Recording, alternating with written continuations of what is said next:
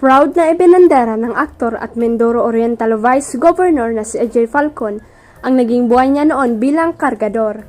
Binalikan ni AJ ang payak na pamumuhay sa Wawa, pinamalayan sa Oriental Mindoro noong kabataan niya kung saan talagang nakaranas din siya ng matinding hamon ng buhay. Sa mga hindi pa nakakaalam, unang nakilala si AJ ng maging housemate at itinanghal na big winner sa Pinoy Big Brother Teen Edition Plus noong 2008. Kahapon sa pagdala ko sa isang birthday na imbitasyon, may isang lola na naghintay sa akin at hindi umuwi para daw hintayin ako. Pagdating ko bigla niyang sinabi, "Tutoy, tanda mo pa ba ako?" Tinitigan ko siyang mabuti at siya na ang nagsabi na ako ang binibilhan mo ng sinulbot o banana Q sa Wawa, pinamalayan habang nagkakargador ka. Bigla ko siya niyakap at sinabi ko, "Ay kayo po nanay nene, tuwang-tuwa po kami pareho." Nasubaybayan niya ang pagiging estibador, kargador ko noong mga panahon na yon. Bahagi ng FB status ni AJ. Patuloy pa niya, "Maraming salamat po nanay nene sa iyong mga banana Q na alam ko yun ang isa sa nagpalakas na aking katawan habang buhat ang kopra at mga uling. Ako po si AJ L. Falcon, proud kargador," ang buong pahayag ni AJ.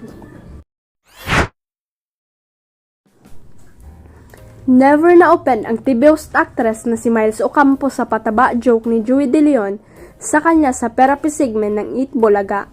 Maraming nambash kay Joey matapos niyang biruin si Miles sa timbang nito o national TV dahil sa halip na pababa ang kanyang sabihin ay pataba ang lumabas sa bibig nito. Na-offend daw kasi ang mga fans sa tila pambabody shame ng veteran TV host comedian sa dalaga. Sabi ni Miles, sanay na siya sa mga batuan ng joke at punchline ng mga host ng Eat Bulaga. Sa Dabber Cats, bawal ang pikon doon, sanay lang sa mga bawat banat at hirit ng isa't isa. So walang problema po ang simulang paliwanag ng aktres sa naganap na grand press ko ng bago niyang daytime teleserye sa TV5, ang Pajak Princess.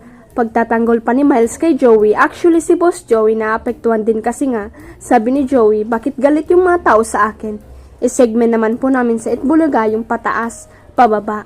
Sabi ko kay Boss Joey, okay na po yun, sadyang ang mga tao talaga ngayon ay makabilis makahanap ng mali.